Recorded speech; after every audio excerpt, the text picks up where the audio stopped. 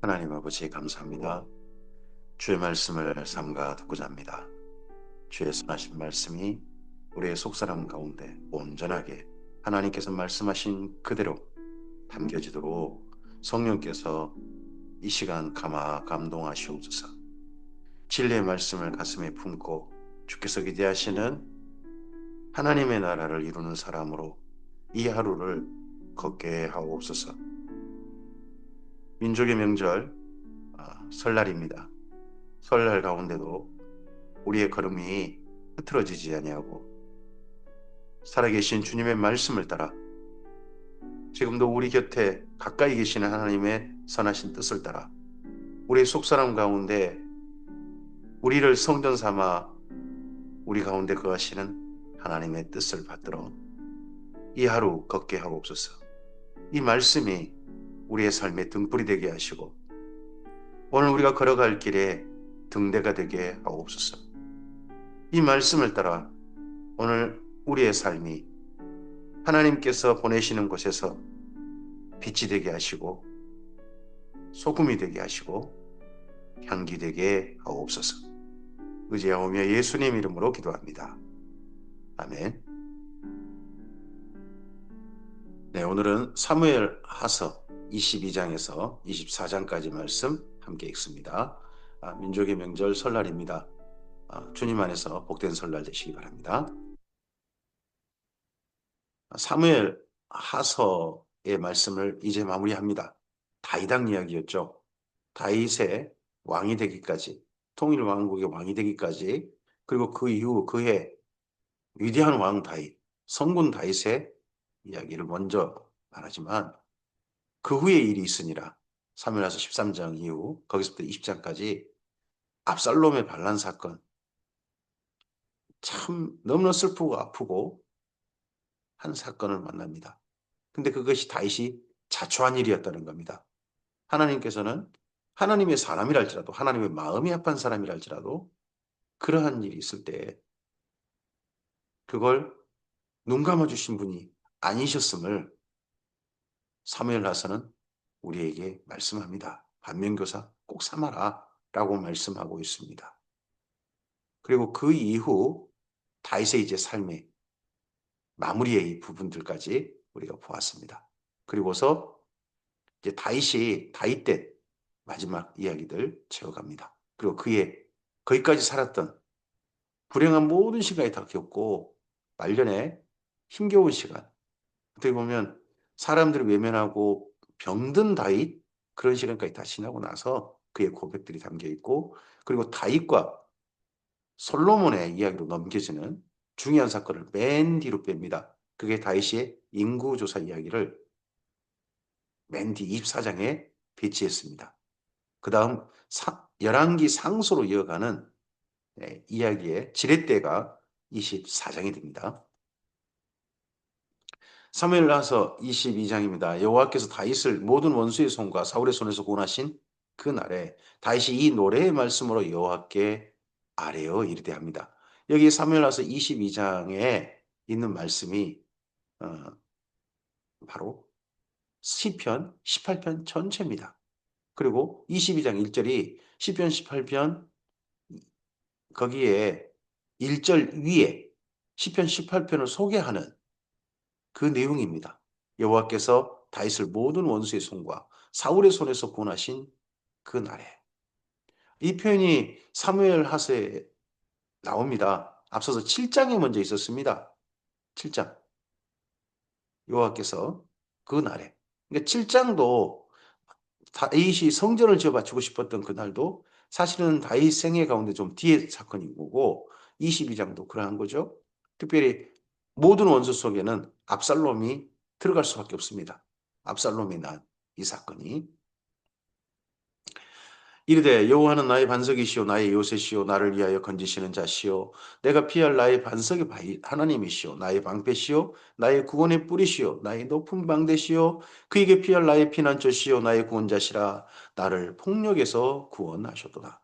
지난 시간을 회고하는데 다윗의 22장 2절부터 3절까지 다양한 고백이 들어있습니다만 한 가지로 전부 다 사실은 그쪽으로 초점이 맞춰져 있습니다. 그게 방어적이라는 겁니다. 공격적인 자리에서 하나님이 아니라 자기를 지키고 피하고 숨고 하는데 거기에서 만난 하나님을 이야기합니다. 그리고 여기에는 사실 시편 18편 1절이 빠져 있습니다. 그 1절 고백이 구약 성경에 그런 고백은 유일한 고백입니다. 나의 힘이 되신 여호와여 내가 주를 사랑하나이다. 구약 성경에서 내가 주님을 사랑합니다라는 유일한 고백이 바로 시편 18편에 있습니다. 다윗이 지난 그의 인생 가운데 참 힘겨운 시간을 보냈습니다. 무서운 하나님도 경험했습니다.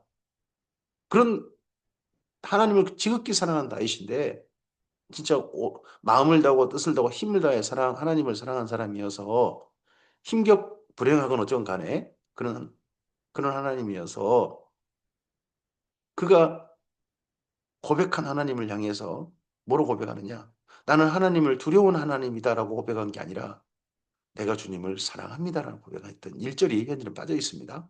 그리고 바로 이어서 자기를 지켜주신 하나님, 숨겨주신 하나님, 피난처 되신 하나님에 대한 고백이 있다는 겁니다.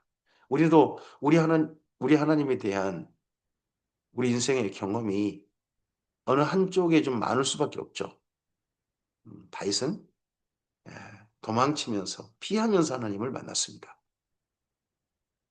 내가 찬송받으실 여호와께 아뢰리니 내 원수들에게서 구원을 받으리로다. 사망의 물결이 나를 내우고 불의의 창수가 나를 두렵게 하였으며 수월의 줄이 나를 두르고 사망의 올무가 내게 이르도다. 지난 시간 자기 인생의 시간을 돌이켜보건대 다윗의 인생이 정말 파란만장했습니다.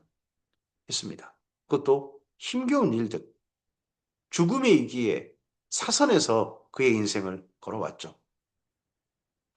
내가 환난 중에서 여호와께 아뢰며 나의 하나님께 아뢰었더니 그가 나의 성전에서 내 소리를 들으시며 나의 부르짖음이 그에게 들렸도다.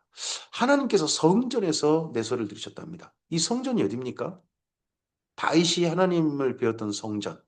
그 성전은 다 피난하던 곳이었습니다. 도망치던 곳이었습니다. 광야, 굴 이런 데가 하나님을 배웠던 성전이었습니다. 아직 예루살렘에 성전 지어지기 전입니다. 그럼에도 그는 성전에서 하나님께서 내 소리를 들으셨고 자기가 그 성전에서 하나님을 보였다는 겁니다. 이에 땅이 진동하고 떨며 하늘의 기초가 요동하고 흔들렸으니 그의 진노로 말미암음이로다.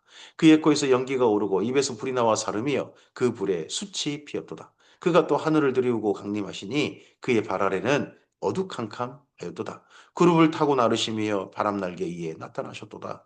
그가 흑암 곧 모인물과 공중의 빽빽한 구름으로 둘린 장막을 삼으시며 그 앞에 있는 광채로 말미암아 숯불이 피었도다. 하나님에 대한 하나님의 이런 영광 가운데 어미한 모습으로 강림하시는 이런 모습, 하나님의 영광의 현현, 이런 모습을 다윗이 직접 경험했는지는 저도 잘 모르겠습니다. 근데 여기 이 하나님에 대한 표현이 마치 꼭 신의 산에 강림하시던 하나님, 그 하나님과 너무 닮아 있기도 합니다. 여호와께서 하늘에서 우레소리를 내시며 지존하신 자가 음성을 내시며 화살을 날려 그들을 흩으시며 번개로 무찌르셨도다. 원수들에 대해서 다윗을 쫓는 자들에 대해서 이러하셨다는 겁니다. 다윗이 뭐 적극적으로 공격해 들어가는 그런 자리가 아니라 다윗이 도망치는 곳에서 원수들을 이렇게 하시다는 거죠. 이럴 때 여호와의 꾸지람과 걷김으로 말미암아 물밑이 드러나고 세상에 기초가 나타났도다. 그가 위에서 손을 내미사 나를 붙드시며 많은 물에서 나를 건지셨도다.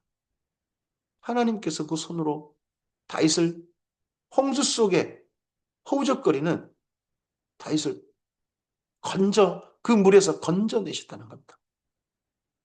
나를 강한 원수와 미워하는 자에게서 건지셨으며 그들은 나보다 강했기 때문이로다.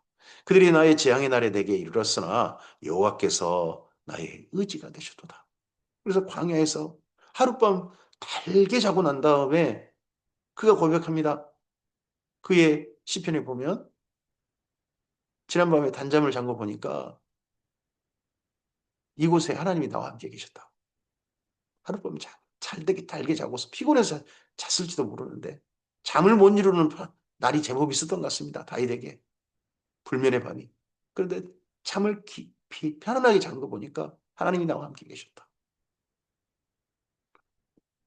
제가 사랑하는 누군가도 오늘 삶의 자리에서 의지가 재앙의 날에, 힘겨운 날에 하나님께서 의지가 되셔서 하나님께서 조그만 표징이라도 허락하셨으면 좋겠습니다. 그 표징이 단잠, 다윗은 단잠이었습니다. 그런 단잠을 꼭 누린 이들 있으셨으면 좋겠습니다. 나를 또 넓은 곳으로 인도하시고 나를 기뻐하시고 구원하셨도다.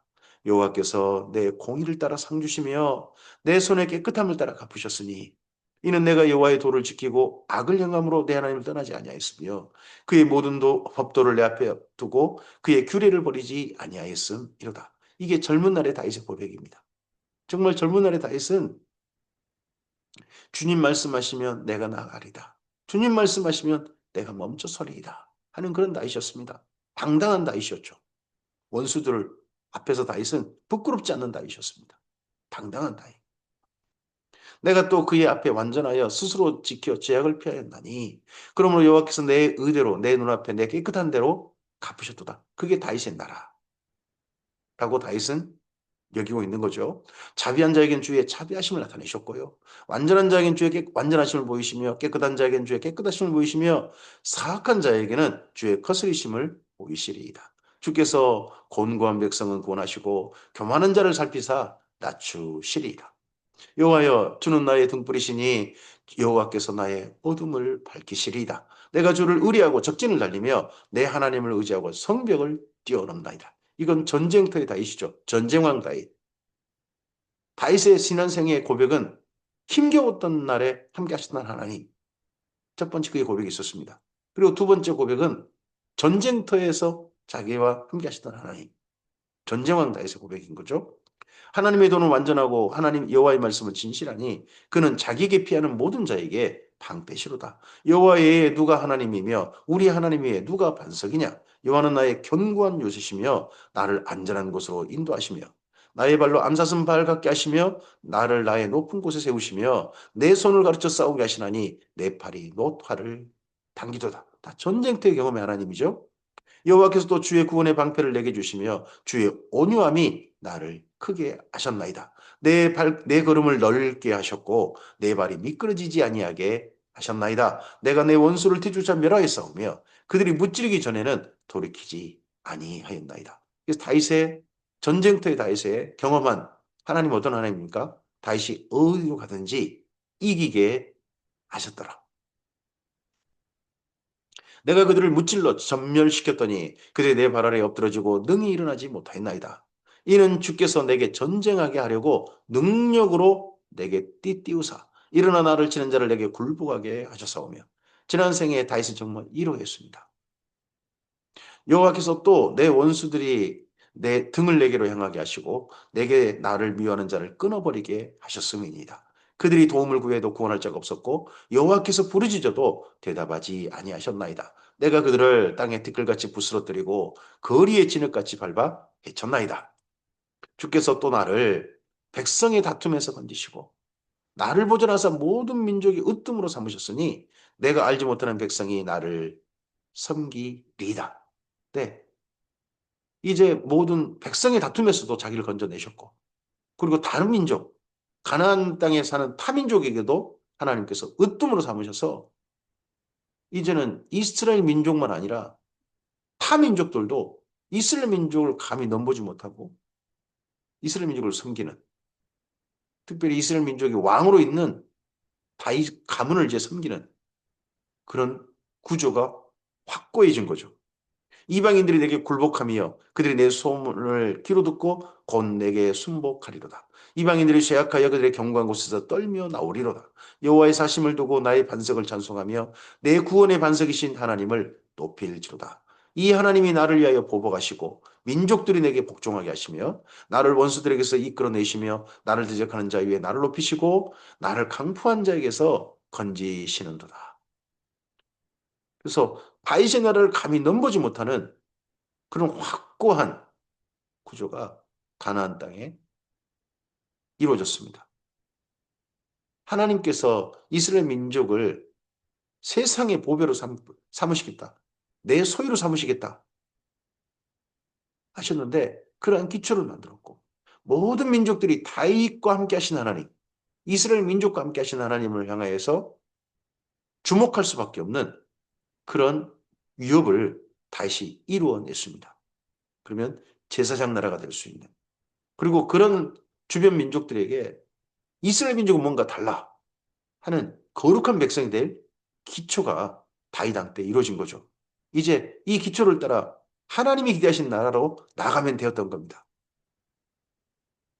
이름으로 여호와여 내가 모든 민족 중에서 주께 감사하며 주의 이름을 찬양하리이다. 여호와께서 그의 왕에게 큰 구원을 주시며 기름 부음 받은 자에게 인자를 베푸시며 영원하도록 다윗과 그 후손에게로다 하였더라. 이런 하나님 자기와 함께 하셨던 크게 두 가지를 고백했습니다.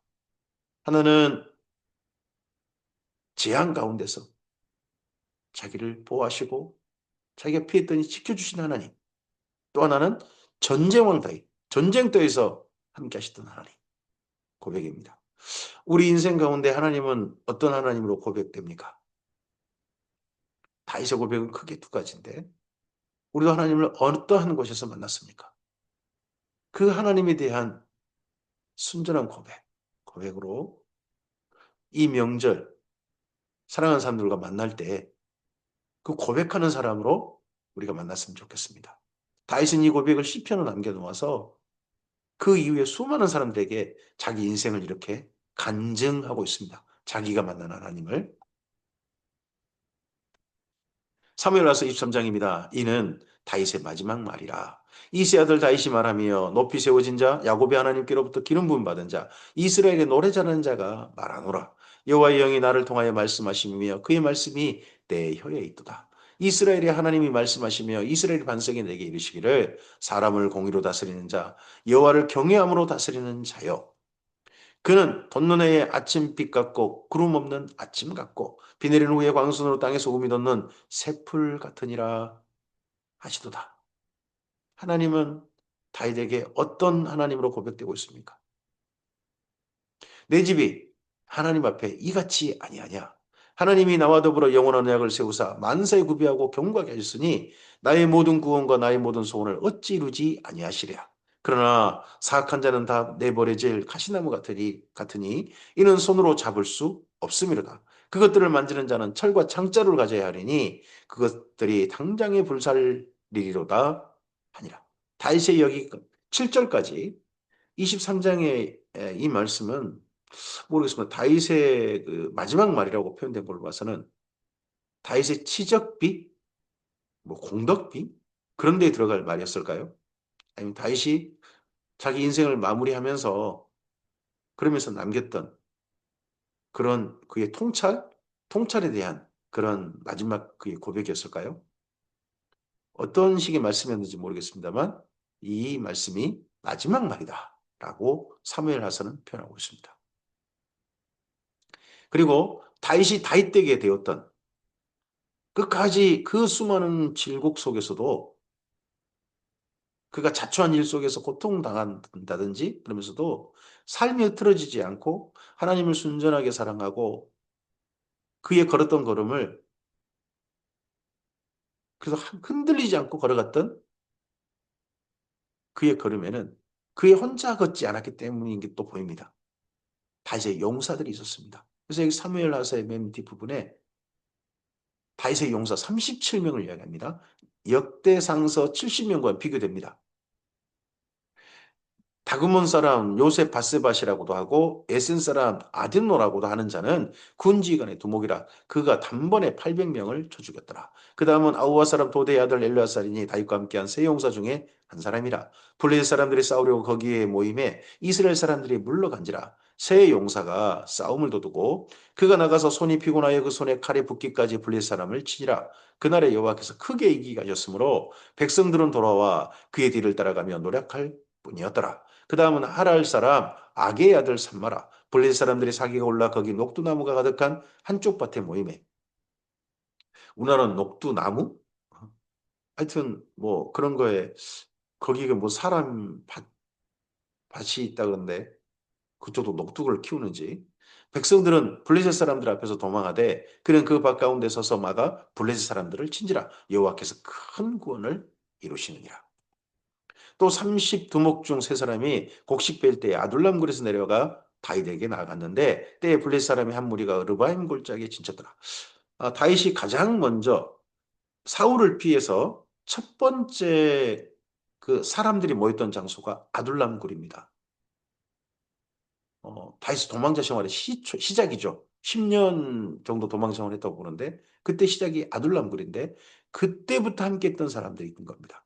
그때부터 함께했던 사람들. 근데도 그때 아둘람굴에 사람들이 모이고 한 400명 모였다는데 그때도 그 블레셋 사람들이 아마 유다 땅이라든지 이런 곳에 르바임 골짜기니까 그쪽에 막 올라왔더라는 거죠. 그래서 베들레헴 여기 다윗의 고향이죠. 베들레헴이 지금 전쟁에 휩싸여 있고 하는 그런 데 같습니다. 그러니까 다윗이 그것에 자기 사람들을 보내지 않았나 싶습니다. 그때 다윗은 산성에 있고 그때 블레셋 사람의 요새는 베들레헴에 있는지라 다윗이 소노하여 이르되 베들레헴 성문 곁 우물물을 누가 내게 마시게 할까 하매 세 용사가 블레셋 사람의 진영을 돌파하고 나가서 베들레헴 성문 곁 우물물을 길어가지고 다윗에게로 왔으나 다윗이 마시기를 기뻐하지 아니하고 그 물을 여호와께 부어드리며 이르되 여호와여 내가 나를 위하여 결단코 이런 일을 하지 아니하리이다. 이는 목숨을 걸고 갔던 사람들의 피가 아니니까 하고 마시기를 즐겨하지 아니하니라 세 용사가 이런 일을 하였더라. 다윗의 어, 혼잣말 베들레헴이 지금 블레셋 사람들에게 점령당해 버렸고 그리고 거기 있다 보니까 자기 어릴 때 생각나고 해서 저곳에 내가 어릴 때부터 마셨던 우물이 있는데 했더니 그 말 듣은 세용사는 세상에 죽음을 무릅쓰고 거길 적진을 돌파해가지고 거기서 물을 길어왔다는 거죠. 우리 다윗에게 내놓습니다. 그럴 때 다윗이 다시는 내가 이런 어리석은 일 안 한다. 어리석은 말 안 하지 않는다. 근데 이들이 다윗을 위해서 이런 목숨을 걸었던 사람이 있었다는 겁니다. 또 수레의 아들 요압의 아우 아비센이 그는 그 세 사람의 우두머리라. 그가 그의 창을 들어 300명을 죽이고 세 사람 중 이름을 얻었으니 그는 세 사람 중에 가장 존귀한 자가 아니냐. 그가 그들의 우두머리가 되었으나 그러나 첫 세 사람에게는 미치지 못하니라. 여기 사무엘하서 23장의 용사 중에 요압이 빠집니다. 요압은 용사에 들어가지 않습니다. 다윗의 평생에 옆구리에 가시 같았던 사람 그런 사람이 어떻게 보면 요압입니다. 근데 그의 동생 아비세 다윗과 친척이죠. 근데 그 아비새는 다윗의 용사 속에 들어갑니다. 아비새도 은근히 요압과 같이 편들어서 좀 뭐 요압을 이해하고 뭐 그런 일들이 있습니다. 그럼에도 불구하고 아비새는 용사에 들어갑니다. 다윗을 위해서 그래도 목숨을 아끼지 않았던 사람, 결정적일 때는 결코 다윗 밖으로 나가지 않았던 사람, 다윗 안에 머물렀던 사람, 다윗과 함께 했던 사람이 아비새였던 것 같습니다.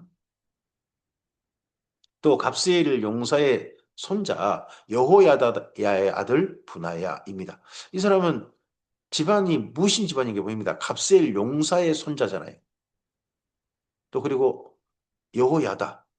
그래서 이거 3대가 아마도 용사 집안인 것 같습니다. 무신 집안. 그는 용맹스러운 일을 행한 자라 일찍이 모압 아리엘의 아들 둘을 죽였고 또 눈이 올 때 구덩이 내려가서 사자 한 마리를 쳐 죽였으며 또 장대한 애굽 사람을 죽였는데 그의 손에 창이 있어도 그가 막대기를 가지고 내려가 그 애굽 사람의 손에서 창을 빼앗아 그 창으로 그를 죽였더라. 여호야다의 아들 분하야가 이런 일을 행하였으므로 세 용사 중에 이름을 얻었고 30명보다 존귀하나 그러나 그 세 사람에게는 미치지 못하였더라. 다윗이 그를 세워 시위대 대장을 삼았더라. 다윗이 최측근 경호실장을 삼은 사람이 분하였다는 거죠. 이 분하야는 이후에 솔로몬 왕 때는 군사령관이 되죠. 요압의 아우 아사헬은 30명 중에 하나요. 여기 요압의 아우 아사헬 일찍 죽었죠. 사울 안가에 사울 안가 그쪽하고 그 기브온 목가 거기에서 그냥 아브넬 쫓다가 죽었던 사람 그 사람이 아사헬이었죠. 또 아사헬은 37명 용사 속에 당당히 들어갑니다. 또 베들레헴 사람 도도의 아들 엘하난과 하롯 사람 사뭇과 하롯 사람 엘리가와 발디 사람 헬레스와 두구와 사람 이케스의 아들 이라와 아나도 사람 아비에셀과 우사 사람 무분네와 아후와 사람 살몬과 느도바 사람 마하레와 느도바 사람 바나의 아들 헬렙과 베냐민 자손에 속한 기브아 사람 리비의 아들 이때와 베냐민 사람도 다윗의 37명 용사 속에 들어가는 사람이 있습니다. 비라돈 사람 푸나야와 가스 시내가에 사는 히때와 아르바 사람 아비 알본과 바루움 사람 아스마웻과 사알본 사람 엘리아바와 야센의 아들 요나단과 하랄 사람 삼마와 아랄 사람 사랄의 아들 아히암과 마아가 사람의 손자 아하스베의 아들 엘리벨렉과 길로 사람 아히도벨의 아들 엘리암과 갈멜 사람 헤스레와 아람 사람 바아레와 소바 사람 나단의 아들 이갈과 갓 사람 바니와 암몬 사람 셀렉. 어, 다윗의 채찍은 37명 가운데는 이방인도 있습니다. 암몬 사람 셀렉과 수리 아들 요압의 무기 잡은 자 부에롯 사람 나하레와 이델 사람 이라와 이델 사람 가렙과 그리고 헷 사람 히타이트 사람이죠. 히타이트 족속이죠. 우리아라. 우리아는 다윗이 청부살인해서 죽여버렸다. 암몬과 근데 그는 당당하게 37명의 용사 속에 들어갑니다. 다윗이 다윗되었던 될 수 있었던 거에는 이러한 용사들이 있었기 때문이다 하고 사무엘에서 맨 뒤에 이렇게 기록하고 있습니다. 그 총수가 이상 총수가 37명이었더라. 이 소위는 요압 안 들어갑니다.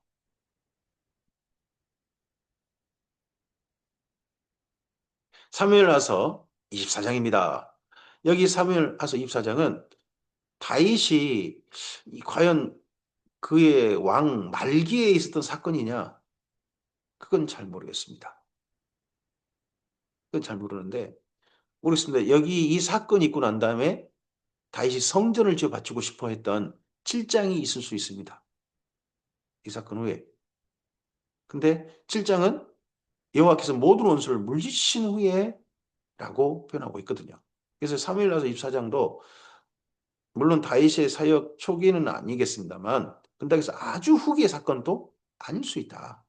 한데 여기 24장이 바로 성전 지을 장소, 인구조사 사건인데 그 장소가 나중에 성전이 지어진 장소가 되기 때문에 일부러 사무엘 하사하고 맨 뒤에 있는 배치해서 그 다음 열왕기 상소로 이어가는 솔로몬 왕의 사역으로 이어가는 성전 건축으로 이어가는 지렛대 같은 연결다리 같은 고리 같은 장으로 비치하지 않았나 싶습니다.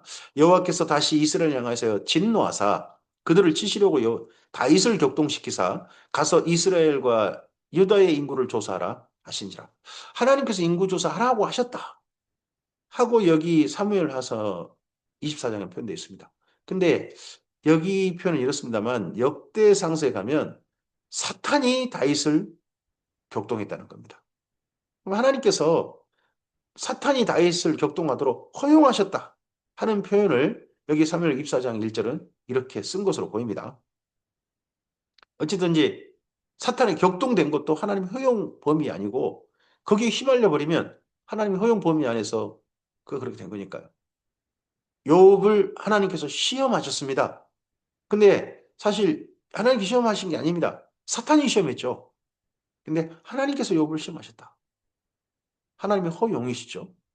이에 하나님이 그 곁에 있는 군사령관 요압에게 이르되 너는 이스라엘 모든 지파 가운데로 다니며 이제 단에서부터 브엘세바까지 인구를 조사하여 백성의 수를 내게 보고하라 하니 요압이 왕께 아뢰되 이 백성이 얼마든지 왕의 하나님 여호와께서 100배나 더하게 하사 내 주 왕의 눈으로 보게 하시기를 원하나이다. 그러나 내 주 왕은 어찌하여 이런 일을 기뻐하시나이까 하되 왕의 명령이 요압과 군사령관들을 저촉하니라.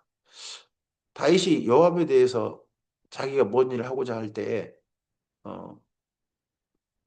조금 이의제기하면 그냥 실천한다 싶기도 합니다.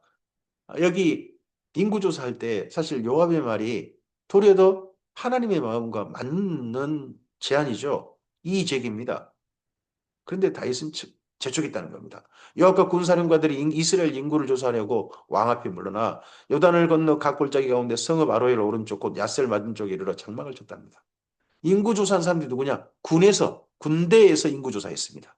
뭐 이스라엘 12지파 대표들이 인구 조사한 것도 아니고 군대에서 인구 조사했다는 겁니다. 군역을 감당할 만한 사람이 몇 사람이 되냐? 이걸 했던 것 같습니다. 길라에 이르고 닷딤 호시 땅에 이르고 또 다나야에 이르러서는 시도노도라 두로 경관성에 이르고 히위 사람과 가나안 사람의 모든 성읍에 이르고 유다 남쪽으로 나와 부엘세바에 이르니라. 그들 무리가 국내를 두루돌아 9달 20날 만에 예루살렘에 이르렀다는 겁니다. 인구조사하는 기간이 9달 20날 거의 10개월 가까이 된 거죠. 요압이 백성의 수를 왕께 보고하니 곧 이스라엘에서 칼을 빼는 담대한 자가 80만 명 11개 지파, 10개 지파가 되겠죠. 레이 지파는 빠진가 보통요. 10개 지파에 80만 명이요. 유다 사람이 50만 명이었답니다.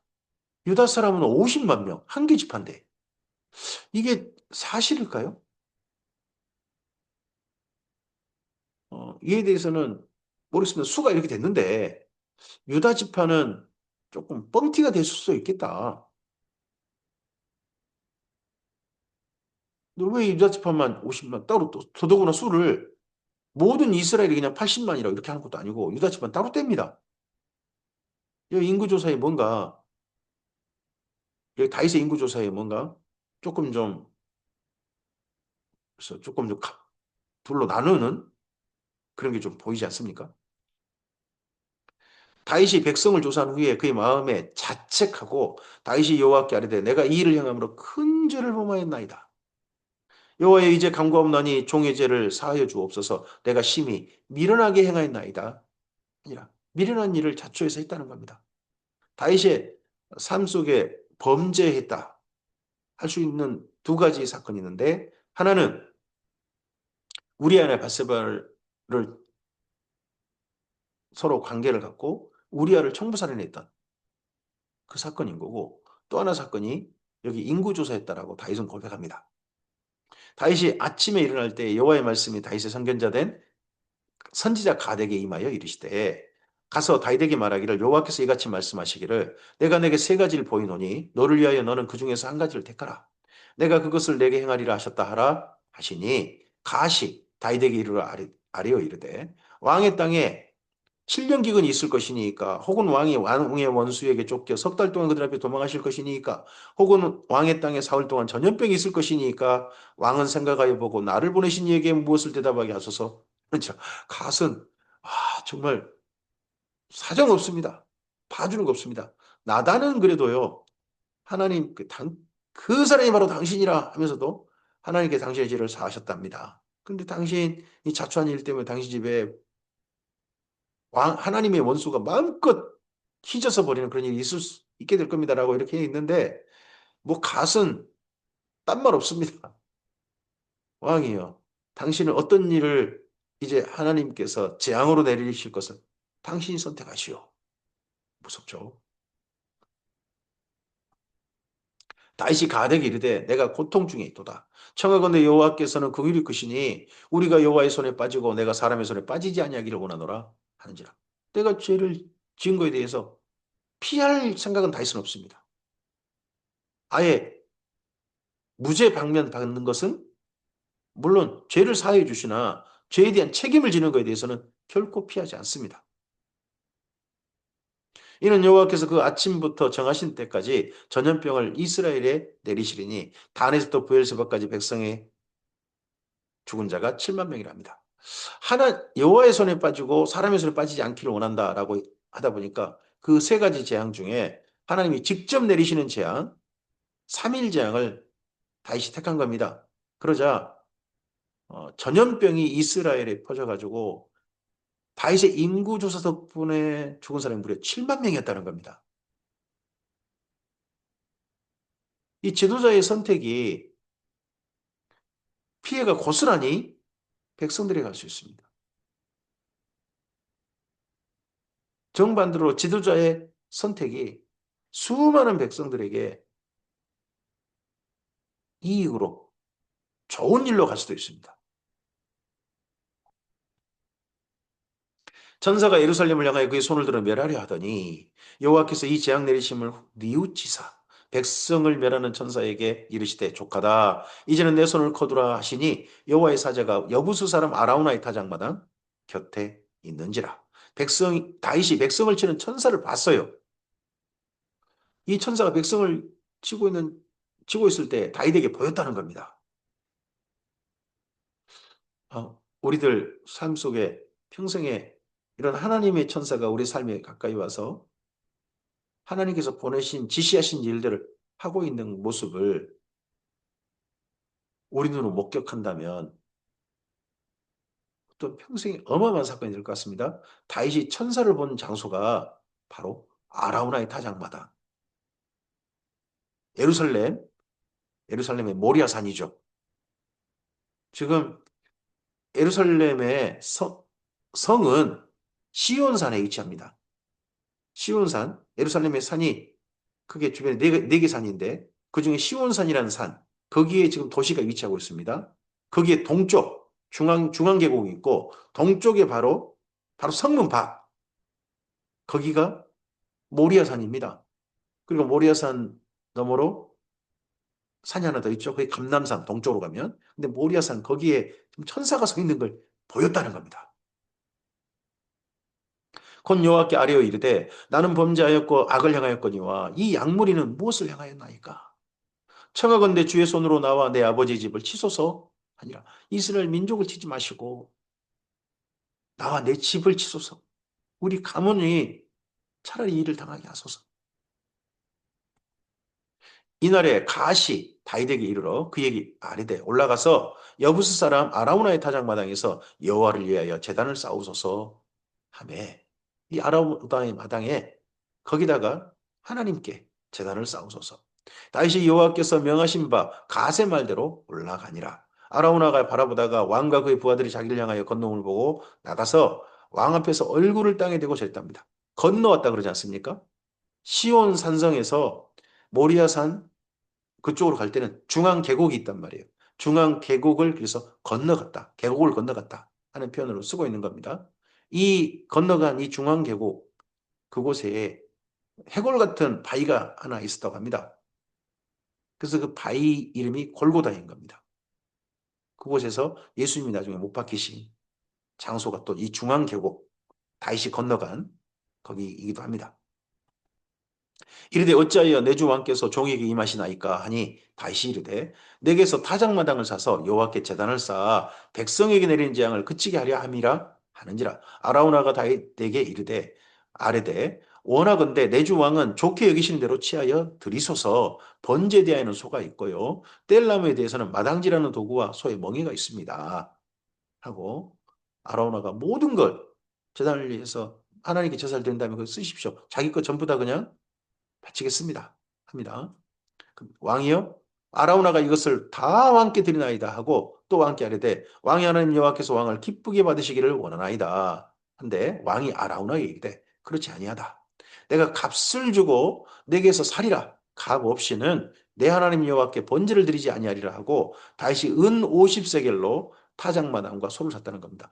여기 은 50세겔로 되어 있습니다. 그런데 역대 상서에 가면 은 700세겔인가로 그렇게 바뀌어 있습니다. 그러니까 좀 둘 다 좀 다른 것 같습니다.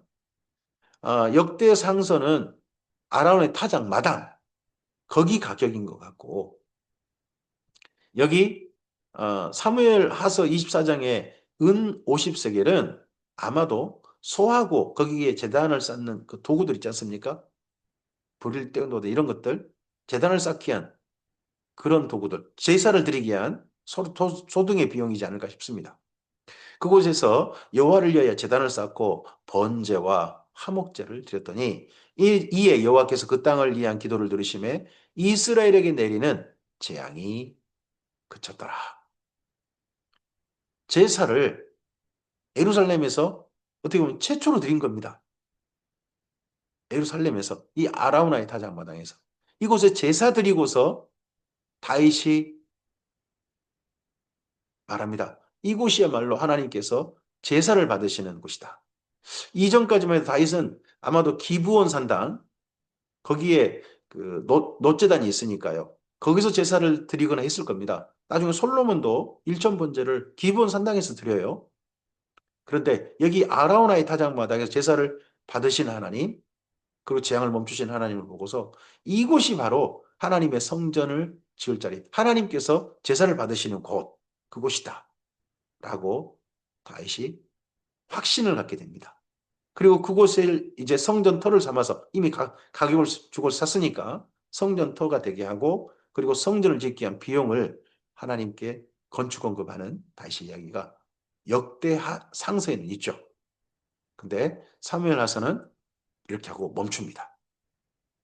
그리고 이야기를 이제 그 다음 이야기, 예, 열왕기상서 솔로몬 왕의 성전 건축 이야기로 바톤 터치하는 게 여기 사무엘하서하고 열왕기상서가 됩니다. 오늘 우리의 삶의 자리에 우리가 걸어가야 할 길이 어디까지인지는 우리 각자 하나님의 말씀이 있을 것 같습니다. 다윗은 성전을 지어 바치고 싶어 했습니다. 성전 지을 장소도 확정됐습니다. 근데 하나님께서 말씀하셨습니다. 너 성전 짓는 것은 네 아들에게 넘겨라. 너는 여기까지 합니다. 그러자 다윗이 그 말씀에 대해서 감사히 받고, 다만 성전을 지을 모든 준비를 합니다. 설계도, 그리고 건축 헌금 다 하고 성전을 지어 하나님께 바치라. 하나님께 드리라. 라고 솔로몬에게 유언 남기게 되죠. 그리고 그곳에서 너는 하나님의 사람으로 왕이 되어라. 왕의 사역을 감당하라. 라고 부탁하게 되는 게 보입니다. 다윗의 이야기가 여기까지 오면서 그 다음을 준비하는 게 보입니다. 다윗의 그 다음 준비는 무엇입니까? 하나님께서 이스라엘 민족에게 프로포즈 하신 바로 그 말씀이 이루어져가는 시작을, 기초를 놓은 겁니다. 너희가 내 말을 듣고 내 언약을 지킨다면 너희가 내 소유가 되겠고 제사장 나라가 될 것이며 거룩한 백성이 되리라. 그 일의 기초를 다시 놨습니다. 하나님께서 가라고 한 데까지만 갔습니다. 그 다음을 사람에게 맡기고 자기는 그 다음을 걸어갈 준비를 해주었습니다. 다윗의 생애가 오늘 하루를 걸어갈 우리들에게 하나님께서 모범으로 주신, 이런 사람 또 만났으면 좋겠다, 이런 사람이 내 마음에 합한 사람이다 하는 그런 모범으로 다시 삶이 이렇게 우리에게 소개되어 있습니다. 하나님께서 우리에게 말씀하고 계신 겁니다. 이런 사람 또 만나고 싶다. 다윗과 같은 왕이 되는 사람, 그런 사람이 아니라 다윗처럼 하나님을 순전하게 사랑하고 그 인생에 불행하고 잘못 선택한 것도 있지만 그 모든 것 가운데서 회개할 건 천실하게 회개하고, 또 불행을 도리어 자기를 무너뜨리는 기회가 되게 한 게 아니라 불행한 사건, 자기가 자초한 재앙 가운데서도 하나님께 더욱더 순전하게 나아가는, 더더구나 이스라엘 민족이 하나님을 바르게 바라보게 하는 일로 그 모든 걸 삼았던 다윗이 있습니다. 그 다윗이 우리 삶에 오늘 모범이 되었으면 좋겠습니다. 좋은 명절입니다. 우리를 만나는 사람들이 하나님의 마음에 드는 사람을 만나는 선물이 되는 우리였으면 좋겠습니다. 주의 복되는 해가 이 명절의 모든 만남 가운데 함께 하시길 바랍니다. 그리고 내일은 이어서 명절날입니다만 말씀 계속 읽어가겠습니다. 열왕기상서 말씀으로 이어가도록 하겠습니다. 하나님의 선하신 선물이 이 명절 모든 머무시는 곳에서, 만나는 모든 자리에서 가득하시기를 주님의 이름으로 축복합니다. 감사합니다.